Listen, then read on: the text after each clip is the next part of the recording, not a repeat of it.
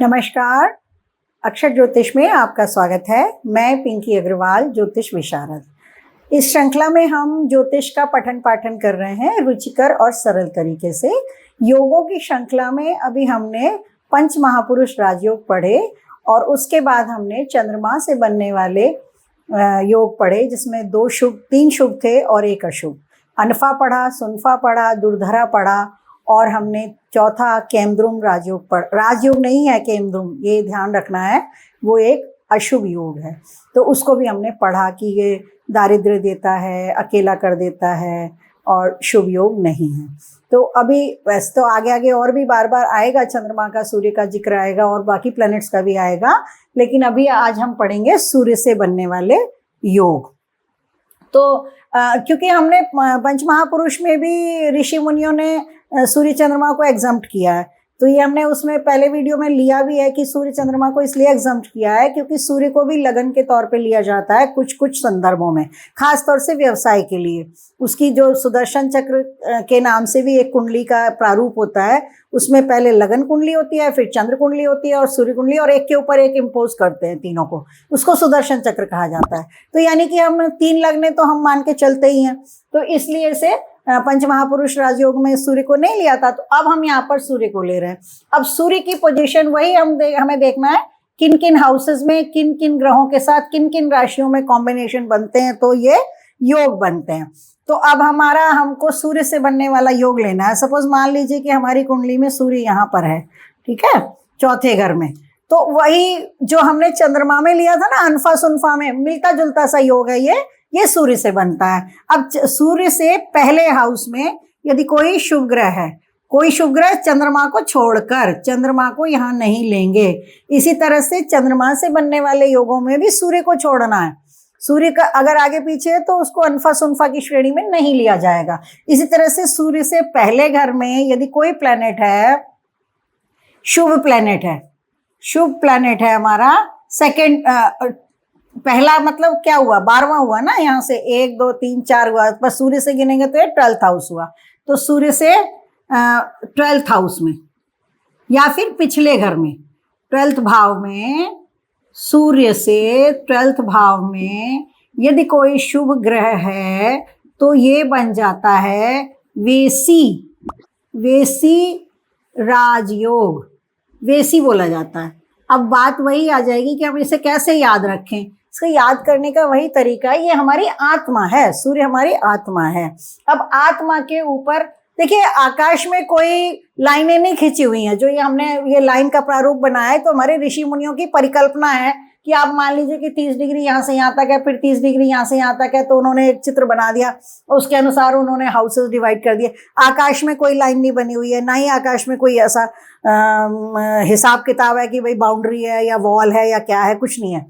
तो कहने का मतलब ये हुआ कि समझने के लिए ये प्रारूप बनाया हुआ है, यानी कि सूर्य के काफी पास में हमारे पास अगर कोई शुभ ग्रह, बुध हो, शुक्र हो, गुरु हो, तो इस पे हमारी आत्मा पे शुभता का प्रभाव आएगा।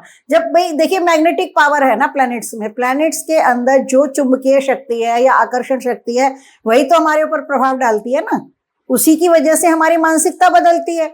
अब जैसे बुध का प्रभाव आ रहा है सूर्य के पास, अभी हम जब बुध आदित्य राजयोग पढ़ेंगे तो हम ये जानेंगे बुध और आदित्य दोनों के मिलने से बुध आदित्य राजयोग बनता है। तो मोटा मोटी ये भले ही यहाँ पे हम इसको बुध आदित्य राजयोग नहीं कह रहे हैं, किंतु बुध और सूर्य के बीच में डिस्टेंस कम है, बहुत कम है। यानी कि ये 30 डिग्री यहाँ से 0 से ले और यहाँ तक तो 60 डिग्री के अंदर अंदर ही है, ठीक है। तो हमारी आत्मा पे शुभता का प्रभाव है, तो इसको कहते हैं वेसी राजयोग। वेसी सूर्य से बनने वाला वेसी। अब सूर्य से अगले हाउस में, यानी कि 12th हाउस की बात है, अब आ गई 2nd हाउस की बात, कि 2nd हाउस में, वैसे हाउस नहीं कह रहा ना, भाव कहना चाहिए, क्योंकि भाव जो होता है, भाव का मतलब होता है भाव, भावना, फीलिंग। भाव शब्द बहुत गहरा है, भाव शब्द छोटा नहीं है। हाउस तो घर होता है, वो भी ईंट पत्थर का होता है, हाउस से तो घर ज्यादा अच्छा होता है जिसमें बंदे रहते हैं, ठीक है।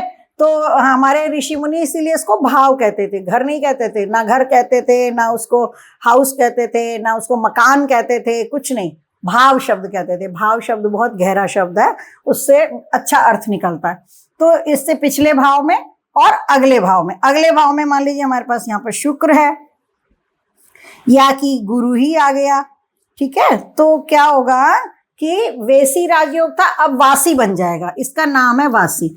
अब देखिए हमें राशि मतलब हम इस बात में ज्यादा कंफ्यूज ना हो कि ये वेसी है कि वासी है, ये वासी है कि ये वेसी है, इस सब से कंफ्यूजन को दूर करते हुए यदि हम केवल इतना याद कर लें कि सूर्य के से पिछले घर में या सूर्य से अगले घर में यदि प्लैनेट्स होते हैं तो ये शुभ माने जाते हैं, ये हमारी आत्मा पे शुभता का प्रभाव देते हैं। सरकार का भी स्वामी होता है, राज्य का भी स्वामी होता है, कारक होता है सूर्य, है ना।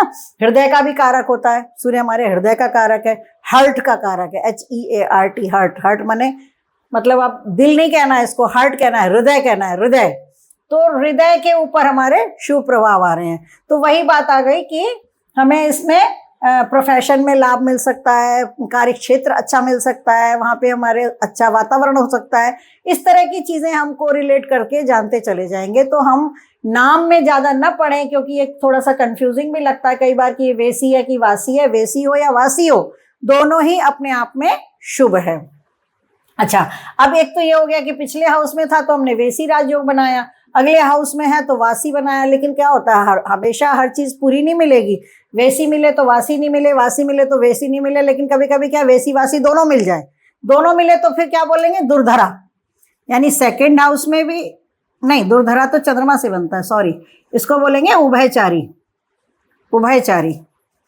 ये देखिए दोनों बिल्कुल मिलते जुलते थे ना, तो कंफ्यूजन हो गया, नाम में हुआ है बाकी किसी चीज में नहीं हुआ है। सूर्य से सेकंड में भी प्लेनेट हो और 12th में भी प्लेनेट हो, यानी कि सूर्य से एक घर पहले भी प्लेनेट हो, सूर्य से एक घर बाद में भी प्लेनेट हो, तो उभयचारी राजयोग बनता है। यानी कि हमारी आत्मा के आसपास भी बहुत सारे लोग सपोर्ट करने के लिए मिल जाएंगे, ये सादा अर्थ है। उसके अलावा हमें प्रोफेशन अच्छी मिल सकती है, पिता का सुख मिल सकता है, पिता के पास संपत्ति अच्छी हो सकती है, पिता का प्यार मिल सकता है, इस तरह की चीजें जो सूर्य के कारकत्व हैं वो सारे बढ़ जाएंगे। विद्या बुद्धि भी अच्छी मिल सकती है, क्योंकि सूर्य ज्ञान का प्रकाश का स्वामी है। तो ये वाली बात हुई। शुक्र आ जाएगा तो हो सकता है कि अब यहाँ पर इस हाउस के साथ मिला देंगे तो हमें संतान अच्छी मिल सकती है, लेकिन आत्मा के ऊपर शुभता का प्रभाव बढ़ रहा है, यानी कि हमारी आत्मा में कलुष कम रहेगा, क्योंकि हमारे दोनों तरफ अच्छे अच्छे प्लैनेट्स का संग बना हुआ है। तो ये हो गया, एक हो गया वेसी, एक हो गया वासी, एक हो गया उभयचारी। अब ये देखिए बुध के तुरंत बाद सूर्य, तो वाणी को भी ये प्रखर कर सकता है, क्योंकि बुध वाणी का भी कारक है ना। तो इसी तरीके से जैसे शुक्र का प्रभाव है, लग्जरी दे सकता है। गुरु और सूर्य का कॉम्बिनेशन बन रहा है, तो गुरु ज्ञान है, वही बात आ गई कि ज्ञान का प्रकाश हमारे जीवन में फैले। तो ये हमें कोरिलेट कर करके ये सारी चीजें देखनी है। अब इसके अलावा सूर्य से बनने वाले और भी 2-3 योग हैं, हम उनको भी इसमें ले लेते हैं। एक तो ये है कि सूर्य के से केंद्र में यदि चंद्रमा हो तो उसको अधम योग माना जाता है। अधम योग मतलब अच्छा नहीं मानते हैं, जैसे कि मान लीजिए ये सूर्य है, अब सूर्य से केंद्र में यहाँ हो जाए चंद्रमा, यहाँ हो जाए चंद्रमा, यहाँ हो जाए चंद्रमा, तो ये केंद्र हो गया ना 1 4 7 10 की स्थिति में। या यहाँ पर सूर्य हो तो ये भी केंद्र में हो गया, है ना। या मतलब ये यहाँ पर या यहाँ पर कहीं पे भी हो जाए, तो कहने का मतलब है कि सूर्य से केंद्र में, सूर्य से केंद्र में, ये केंद्र है, केंद्र में चंद्रमा को अच्छा नहीं मानते, ये भी एक नेगेटिव राजयोग है। और इसको ऐसा मानते हैं कि ये अधम, अधम मतलब नीच होता है। अधम शब्द का मतलब अगर संस्कृत भाषा में जाए तो अधम का मतलब नीच होता है। तो चंद्रमा और सूर्य की युति हो या चंद्रमा सूर्य से केंद्र में हो तो इसको अच्छा योग नहीं मानते हैं, इसको अधम मानते हैं, अधम योग है। इसमें सुख की कमी रहती है, कहीं ना कहीं कभी ना कभी हमको ऊंचाई नीचाई देखनी पड़ती है। जैसे हमने केमद्रुम में भी बताया ना, केमद्रुम भी क्या करता है, उठापटक करता है जिंदगी में, कभी पद प्रतिष्ठा दे देता है, कभी नहीं देता है, कभी जॉब में रखता है, कभी जॉब से बाहर कर देता है, क्योंकि उसको दुख वाली स्थिति आ जाती है ना वहाँ पे केमद्रुम में भी। ऐसे ही अभी इसके अलावा एक जब हमने हाउसेस पढ़े थे तो हाउसेस की बहुत सारी संज्ञाएं पढ़ी थी, भावों की संज्ञाएं। जैसे जैसे ये केंद्र है, हम बार बार हम इसको बोल रहे हैं ना केंद्र है, तो इसको एक बार लिख लेते हैं, ये केंद्र है हमारा, ठीक है। केंद्र के 4 घर है, 1 4 7 10। अब केंद्र के बाद जो दूसरा घर होता है उसको कहते हैं पनफड़, फर, और इसके बाद केंद्र पनफड़ ओपोक्लिम, इसको कहते हैं ओपोक्लिम, ओपोक्लिम। ये हमने पीछे नहीं लिया था क्योंकि बहुत सारी संज्ञाएं ली थी, लेकिन ये वाली नहीं ले पाए थे हम। तो ऐसे केंद्र पनफड़ ओपोक्लिम, फिर केंद्र, फिर पनफड़, फिर ओपोक्लिम। तो यहाँ पर आ गया पनफड़। तो हम इनको मेंशन करेंगे, क्योंकि पनफड़ हाउसेस में, सूर्य से पनफड़ हाउसेस में चंद्रमा जब जाता है तो क्या उसका रिजल्ट होता है, क्या योग बनता है, वो हमें स्टडी करनी है। तो इसलिए बीच में ये बताना आवश्यक हो गया कि केंद्र पनफड़ ओपोक्लिम, फिर केंद्र पनफड़ ओपोक्लिम, फिर केंद्र पनफड़, यहाँ पे फिर आ जाएगा पनफड़ ओपोक्लिम, फिर केंद्र, फिर ये पनफड़ आ गया।